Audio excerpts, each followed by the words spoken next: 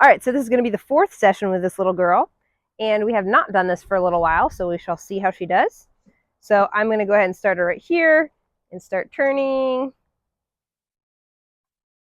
Yep, good girl. So I'm going to kind of challenge her a little bit, but not way too much in the beginning. Yep, I want her to have a couple of pretty quick, successful repetitions before I really start asking for much duration. Yep, good girl, baby.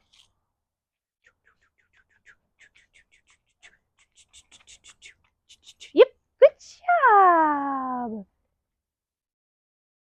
As you can see, I'm just turning with her.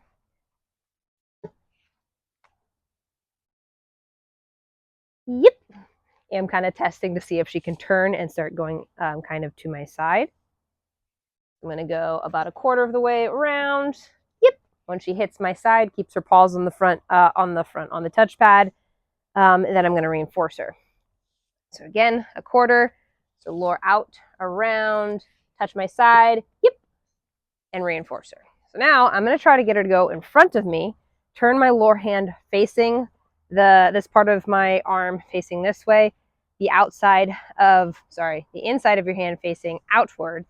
You don't want to start like this because you want to turn the dog this way, right? So I'm going to lure her this way first. So now she's in front of me. Now I'm flipping my lure hand.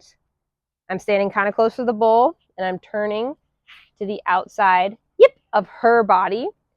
Another thing too, so if you're looking at the bowl, like from above, like my perspective, say it's like this, you want to make sure your hand is not more than like maybe 6 inches or so on the outside of the bowl from above, give or take, depending on the size of your dog's body.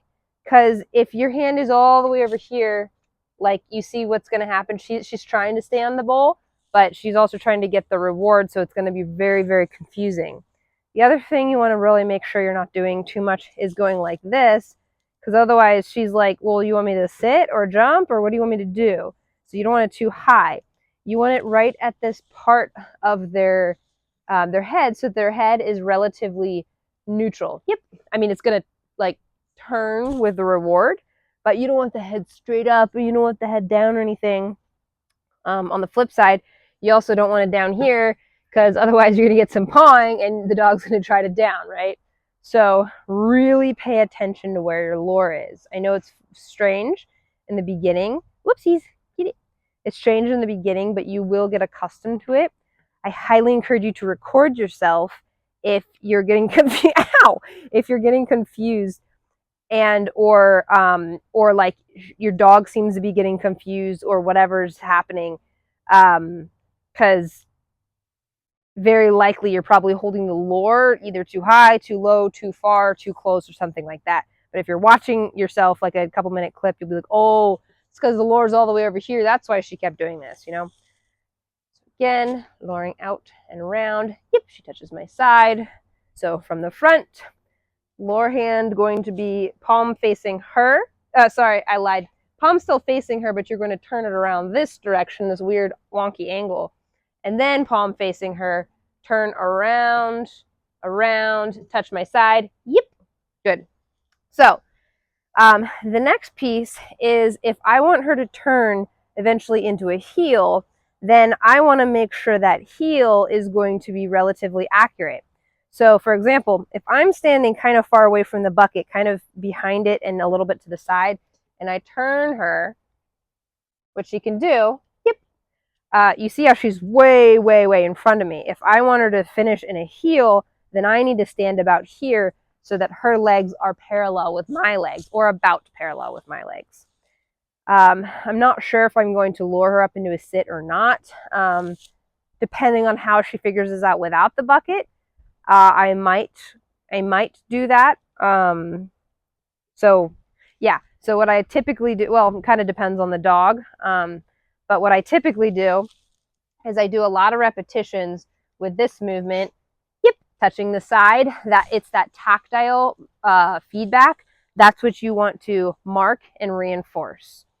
And I do a lot of repetitions of this, so the dog gets a lot of fluidity. Yep, with this movement before I really ask for anything else. So now I'm going to kind of stand almost like sideways with the bowl because she's really a long dog. So when I turn her, yep, and especially if she stands on the front part of the bowl, her legs are still kind of past my legs are here, her legs are here. And if the finishing position is going to be more like equal, then I need to make sure that I am standing in the correct position. So again, in front, lure around. Oh, sorry, in front to the side. So see how I am at the side, lure around. Yep. So again, see, even I am like, oh, we're doing this one. No, we're doing this one now because she's already getting it. So I'm standing kind of to the side. Yep. Very nice. Again, from the front to the side.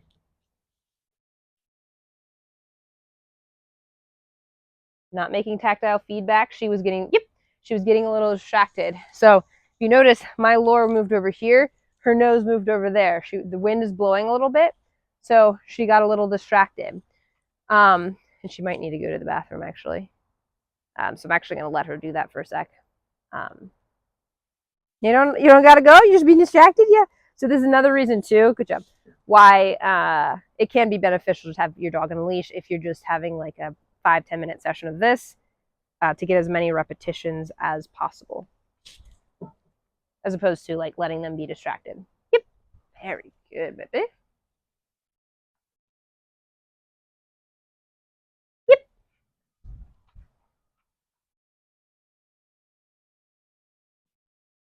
Yep.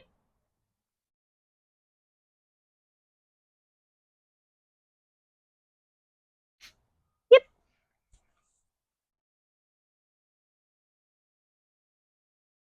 Yep.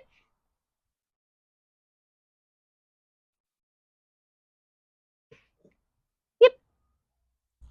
Good job, baby. All right, so now I'm going to see if she can go all the way around. For this one, I'm kind of going to back up. This is very hard with a longer dog, again, but I want to see if she can go all the way around. Yep, very good girl. Good job. So again, palm facing this direction, this part of your arm, so you can turn out, around, around, around. Yep, because you see how it ends up like this? That's why you want to start like this. Doing so well, lady.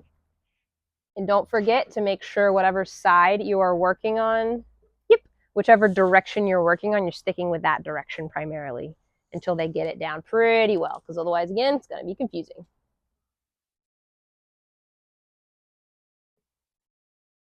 Yep. So do you see right there? She kind of backed up for a second, but her paws were already on the edge, and so I just kind of waited.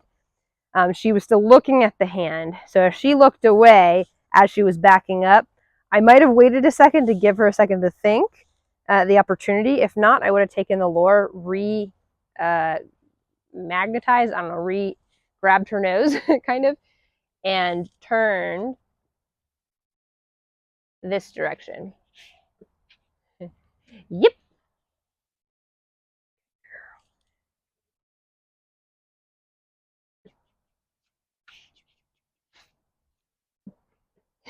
Yep.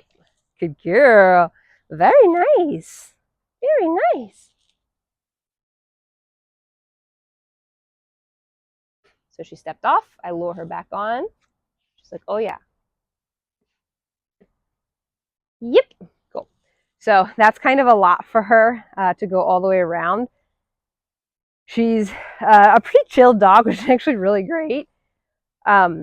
But it's also going to be a different kind of energy for getting this movement with her than like a Malinois, for example, or most Malinois, which is totally fine. Just understand you have whatever dog you have and not necessarily a Malinois, hopefully for your sake and sanity, because you don't want one. Yep, very good. Cool.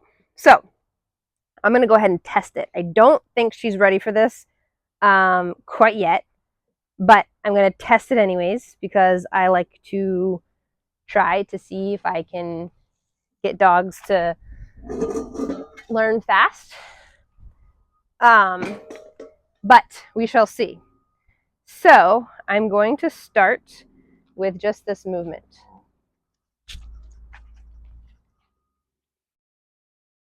Yep, very good girl. Now I'm going to start a little bit ahead. Yep, and I doubted you. I doubted you. So again, about a quarter-ish.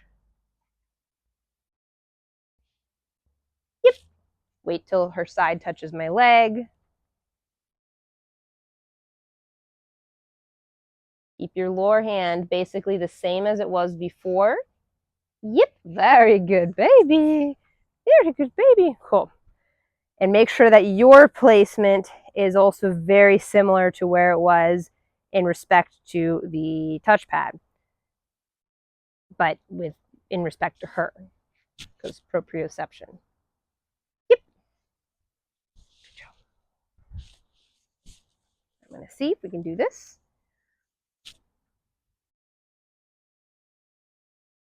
Yep, very good, baby. Good girl. So now we're basically at the 180, which is amazing. Yep. Oh, good job. I marked a second early. Her paw touched me, not her side.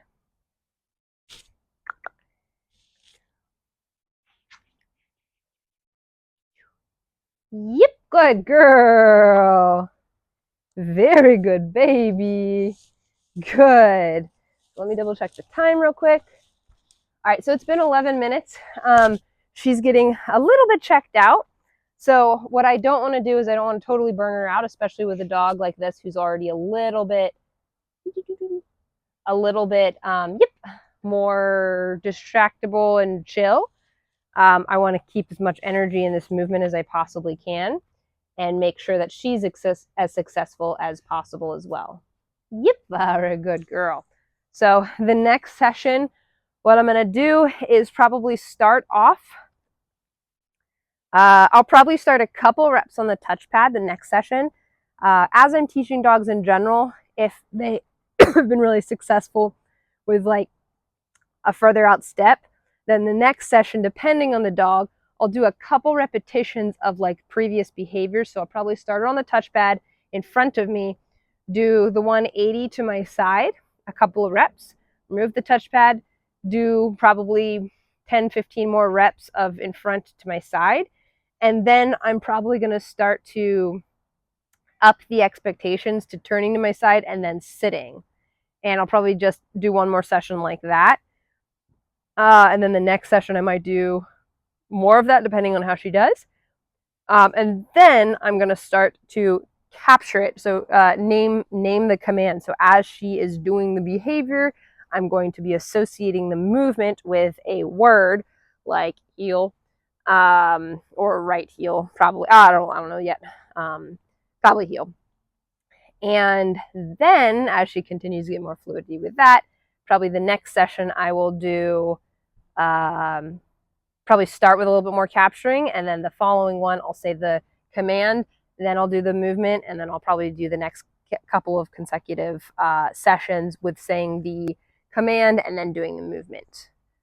And eventually she's going to figure it out, right? You're going to figure it out? Yes, you're going to figure it out. You're going to figure it out.